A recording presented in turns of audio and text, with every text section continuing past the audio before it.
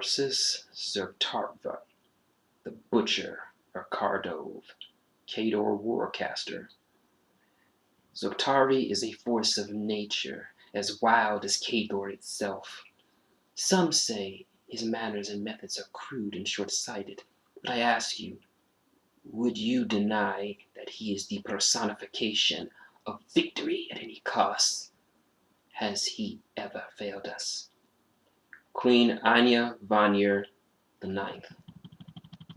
The varied cultures of Khador's vast lands are proud of their fighting spirit, and Orsus Zoktavir embodies elements of each of these proud lines. Although his parentage is uncertain, each of the peoples of Khador have at times claimed him as their own. 7.5 feet tall and over half as wide, he is a massive man who manifested natural arcane skills early in life. Orsus's past is wrapped in mystery. None seem to know of his life before he appeared in Kursk with 2 old warjacks in tow, demanding to be enlisted in the army.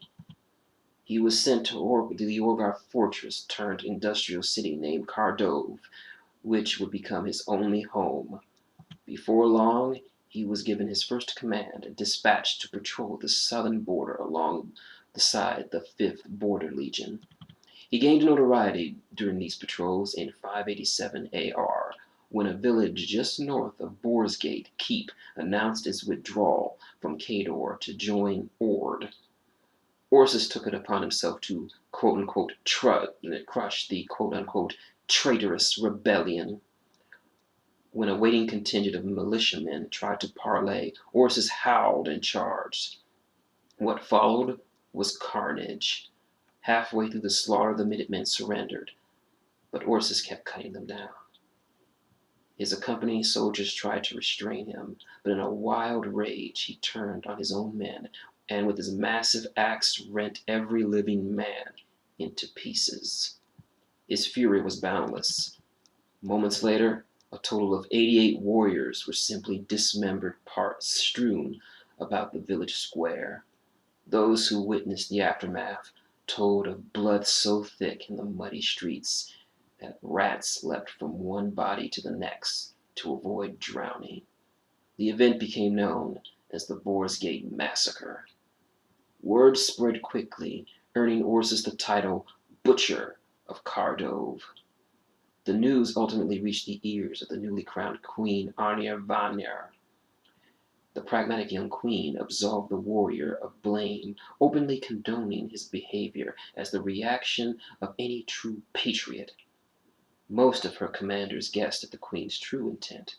In parading a new weapon against internal dissent, she instilled fear that to speak or act against her could result in a visit from the Butcher. Her maneuver had the desired effect and instantly stifled any and all speculation of whether the young queen would be a strong monarch. The Butcher remains both an embodiment of Anya Vanir's strength and a potent symbol of the consequence of treachery. Younger warcasters view him with disdain and do not comprehend the leniency he has been afforded by the High Command. More traditional warcasters, like Vladimir Zapeshis, see him as nothing more than a weapon. Orsus Zoktavir wields his axe, Lola, rumored to be named after a love whose loss fuels his rage, with a singular fury.